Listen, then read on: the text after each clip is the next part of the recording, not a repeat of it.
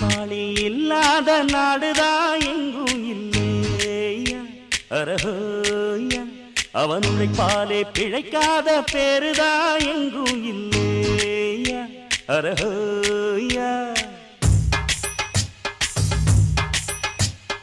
உழைப்பாளி இல்லாத நாடுதான் எங்கும் இல்லையா அரஹோயா அவன் உழைப்பாலே பிழைக்காத பேருதான் எங்கும் இல்லையா அரஹோயா